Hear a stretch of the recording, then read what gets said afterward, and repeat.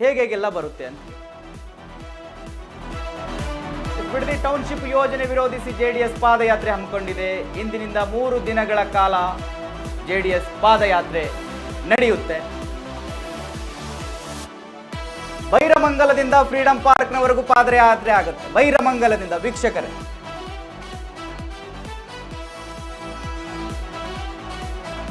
Byramangala to ಬೆಂಗಳೂರಿಗೂ ಬೆಂಗಳೂರಿನವರೆಗೂ ಕೂಡ ಪಾದಯಾತ್ರೆ ಮಾರ್ಗ ಇದೆ. ಯಾವ್ಯಾವ ರೂಟಲ್ಲಿ ಬರುತ್ತೆ? ಮೊದಲ ದಿನ ಬೈರಮಂಗಲದಿಂದ ಬಿಡದಿಯವರೆಗೆ ಪಾದಯಾತ್ರೆ ಆಗುತ್ತೆ. ಫಸ್ಟ್ ಸ್ಟಾರ್ಟ್ ಆಗೋದು ಬೈರಮಂಗಲದಿಂದ. ವೃಷಭಾವತಿಪುರ, ಅಬ್ಬನಕುಪ್ಪೆ, ಜೋಗದ ದೊಡ್ಡಿ ತಲುಪುತ್ತೆ. ಜೋಗರ ದೊಡ್ಡಿ ಗ್ರಾಮದಲ್ಲಿ ಮಧ್ಯಾಹ್ನದ ಊಟ ಬಳಿಕ ವಿಶ್ರಾಂತಿ ಆಗುತ್ತೆ. ಅಲ್ಲಿ ಬಳಿಕ ಮೇಡನಹಳ್ಳಿ ಗ್ರಾಮ, ಬೈರಮಂಗಲ ಕ್ರಾಸ್, ಬಿಜಿಎಸ್ ವೃತ್ತ, ಅದಾದ ಮೇಲೆ ಬಿಡದಿಗೆ ತಲುಪುತ್ತೆ ಜೆಡಿಎಸ್ ನಾಯಕರ ಪಾದಯಾತ್ರೆ. ಬಿಡದಿಯ ಶ್ರೀ ಮಂಜುನಾಥ ಕಲ್ಯಾಣ ಮಂಟಪದಲ್ಲಿ ವಾಸ್ತವ್ಯ ಆಗುತ್ತೆ.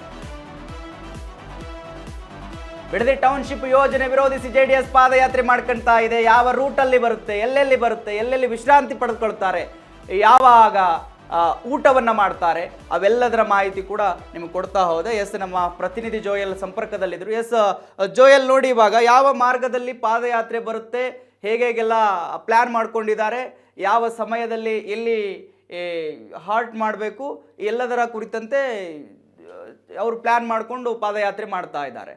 ಸೊ ಇವಾಗ ಪಾದಯಾತ್ರೆಗೆ ಸಂಬಂಧಪಟ್ಟ ಹಾಗೆ ಇನ್ನಷ್ಟು ಹೆಚ್ಚಿನ ಡೀಟೇಲ್ಸ್ ಕೊಡೋದಾದ್ರೆ ಏನಿದೆ ಜೋಯಲ್?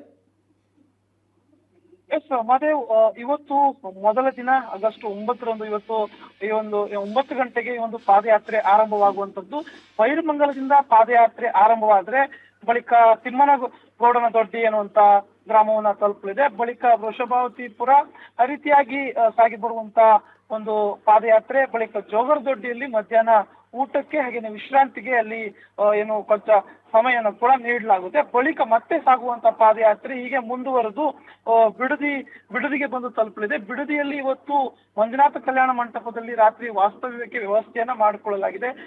ಹೀಗೇನೆ ಪ್ರಥಮ ದಿನ ಮುಗಿದ ಬಳಿಕ ಎರಡನೇ ದಿನ ಅಂದ್ರೆ ನಾಳೆ ಆಗಸ್ಟ್ 10ಕ್ಕೆ ಬಿಡದಿ ಬಿಜಿಎಸ್ ಸರ್ಕಲ್ ನಿಂದ ಆರಂಭವಾಗುವಂತ ಈ ಒಂದು ಪಾದಯಾತ್ರೆ ಮಧ್ಯಾಹ್ನಕ್ಕೆ ಶೇಷಗಿರಿಹಳ್ಳಿ ಟೋಲ್ ಪ್ಲಾಜಾ ಬಳಿ ಬರುತ್ತೆ. ಅಲ್ಲಿ ಊಟದ ವ್ಯವಸ್ಥೆಯನ್ನ ಮಾಡಿಕೊಳ್ಳಲಾಗಿದೆ. ಬಳಿಕ ಸಂಜೆ ಮೈಸೂರು ರಸ್ತೆ ನೈಸ್ ಜಂಕ್ಷನ್ ಬಳಿ JK ಗ್ರ್ಯಾಂಡ್ ಇದೆ, ಆ ಒಂದು ಹಾಲ್ನಲ್ಲಿ ರಾತ್ರಿ ವಾಸ್ತವ್ಯದ ವ್ಯವಸ್ಥೆಯನ್ನು ಕೂಡ ಮಾಡಿಕೊಳ್ಳಲಾಗಿದೆ. ಹಾಗೇನೆ 3ನೇ ದಿನದ ಪಾದಯಾತ್ರೆಯನ್ನು ನೋಡೋದಾದ್ರೆ ಆಗಸ್ಟ್ 11ರಂದು ಮೈಸೂರು ರಸ್ತೆ ನೈಸ್ ಜಂಕ್ಷನ್ ಇಂದ ಆರಂಭವಾಗುವಂತದ್ದು.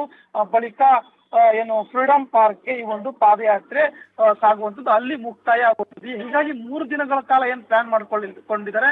ಸೊ ಇದು ಎಲ್ಲೊಂದ್ ಕಡೆ ಕೇವಲ ಒಂದು ರೈತರ ಪರ ಹೋರಾಟವಲ್ಲದೆ ರಾಜಕೀಯ ರೂಪರೇಷೆಗಳನ್ನು ಕೂಡ ಪಡ್ಕೊಳ್ತಾ ಇದೆ. ಈ ನಿಟ್ಟಿನಲ್ಲಿ ನಿನ್ನೆ ಕೂಡ ಒಂದು ಹೆಜ್ಜೆ ಅನ್ನುವಂತೆ ಇಷ್ಟು ದಿನಗಳ ಕಾಲ ಬಿಜೆಪಿ ಮೈತ್ರಿ ಹೋರಾಟಕ್ಕೆ ಮುಂದಾಗಿರ್ಲಿಲ್ಲ, ಕೇವಲ ಜೆಡಿಎಸ್ ಪಾದಯಾತ್ರೆ ಅನ್ನುವಂಥದ್ದು ಮಾತ್ರ ಇತ್ತು. ಈಗ ನಿನ್ನೆ ಬಿಜೆಪಿ ಕೂಡ ಒಂದು ಸಮನ್ವಯ ಸಭೆ, ಜೆಡಿಎಸ್ ಬಿಜೆಪಿ ಸಮನ್ವಯ ಸಭೆ ನಡೆದು ಅಲ್ಲಿ ನಾಯಕರುಗಳು, ಬಿಜೆಪಿಯ ನಾಯಕರುಗಳು ಜೆಡಿಎಸ್ ನಾಯಕರುಗಳು ಸೇರಿ ಭಾಗಿಯಾಗಿ ಸೊ ಇಲ್ಲೊಂದ್ ಕಡೆ ಬಿಜೆಪಿ ಒಂದು ಬೆಂಬಲವನ್ನ ಸೂಚಿಸಿರುವಂತದ್ದು, ಸಾಂಕೇತಿಕ ಬೆಂಬಲ ಅನ್ನುವಂಥದ್ದು. ಯಾಕೆಂತಂದ್ರೆ ಒಂದು ವೇಳೆ ಜೆಡಿಎಸ್ ಏಕಾಂಗಿ ಈ ಒಂದು ಪ್ರತಿಭಟನೆಯನ್ನ ಅಥವಾ ಪಾದಯಾತ್ರೆ ಪ್ರತಿಭಟನೆಯನ್ನ ಮಾಡಿದ್ರೆ ಅದೆಲ್ಲ ಒಂದು ಕಡೆ ಒಂದು ತಪ್ಪು ಸಂದೇಶ ಹೋಗುತ್ತೆ, ಮೈತ್ರಿಯಲ್ಲಿ ಬಿರುಕು ಅನ್ನುವಂತ ಸಂದೇಶ ಬರುತ್ತೆ ಅನ್ನುವಂತ ನಿಟ್ಟಿನಲ್ಲಿ ಬಿಜೆಪಿ ನಿನ್ನೆ ಸಾಂಕೇತಿಕವಾಗಿ ಒಂದು ಬೆಂಬಲವನ್ನು ನೀಡಿರುವಂತದ್ದು. ಅದೇ ರೀತಿ ಅಶೋಕ್, ಚಲವಾದಿ ನಾರಾಯಣ ಸ್ವಾಮಿ ಸೇರಿದಂತೆ ಬಿಜೆಪಿ ನಾಯಕರುಗಳು ಇವತ್ತು ಬಂದು ಭಾಗಿಯಾಗ್ತಾರೆ.